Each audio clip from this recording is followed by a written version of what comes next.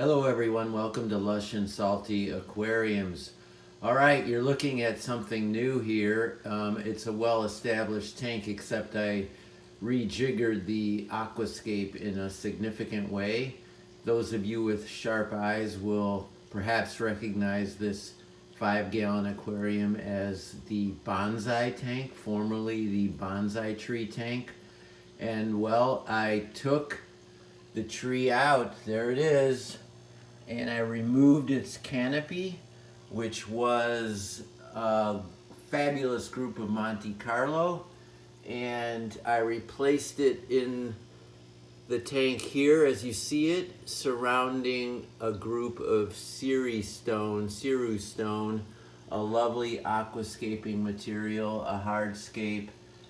And I did that because honestly the tree concept was fabulous. It worked super well, but even the smaller tree, and believe it or not, I had a bigger one at first, it grew so well it just dominated the tank and it became a big green softball, and the fish might have liked it, but over time I just missed seeing my fish, as well as the beautiful, elegant strands from those cryptocairn plants in the back and in the side here.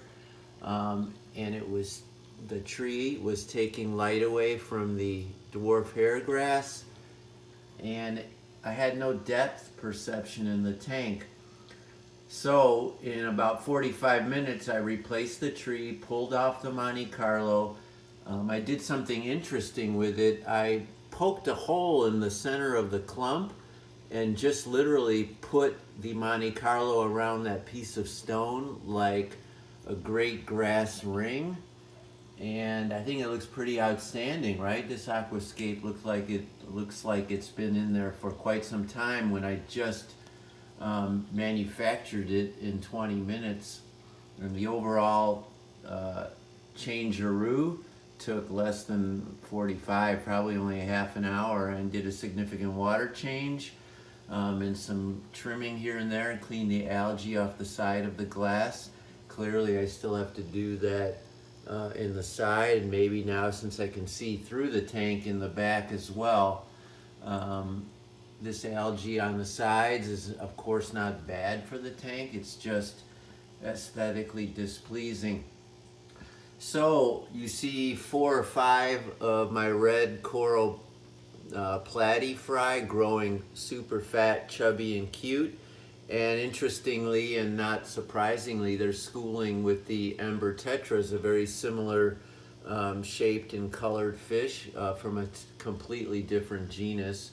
The ember tetras were in here all along, and you see a couple. There's a really fat female, obviously, with eggs. I'm sure they spawned over and over again, but because of the community tank nature of this aquarium, I don't believe any of them came to fruition. And obviously now these platies are omnivores and they would eat the baby fry most likely. Doesn't matter. I'm not looking at this tank for spawning purposes. It's a generalized aquarium. I'm just in it for the overall community tank vibe, and I'm really digging all the real estate that changing the scape has provided me. I do love the bonsai tree concept. I highly recommend it, and I'll do it again, but my tip would be do it in a bigger tank or something that has more real estate topper on the sides, maybe even a vertical aquarium so you get some height above the tree canopy. My tree canopy, literally, when you factored in the gravel and the base, etc., was flirting with the top of this aquarium, and you know, that's a cool effect. But as I said, more real estate on the sides and on the top I think is better, and so fish can swim clearly through it and around it, on top of it. And I didn't get that. Mostly the fish were to the sides and behind it, which is to be expected. That's natural fish behavior. They feel more secure. But rarely did I have fish in the foreground, and well, that's a bummer. I also have a group of Phoenix Resboras in here. There's actually a number of them, and I have seen them in tighter schools.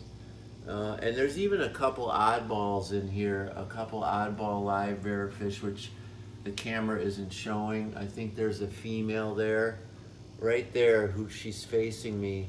And that is, gosh darn it, I forget the name of it, but it's a hard to find live bearing fish. I think she's dropped numerous fry, which a couple survived.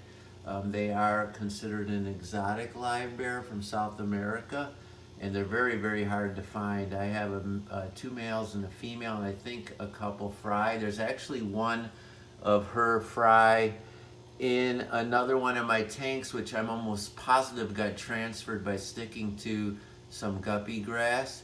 As little fish, their slime coat, when you pull a plant, it could stick the fish to it harmlessly in the short term, and I put it in another tank, and months later I saw that species of fish in that other tank, and I can only surmise that I had transferred it in that fashion.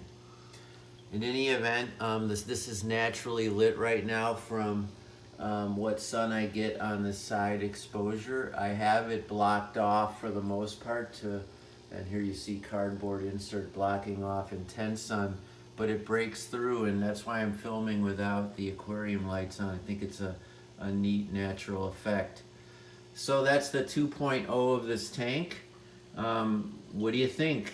Comments? Please ask questions.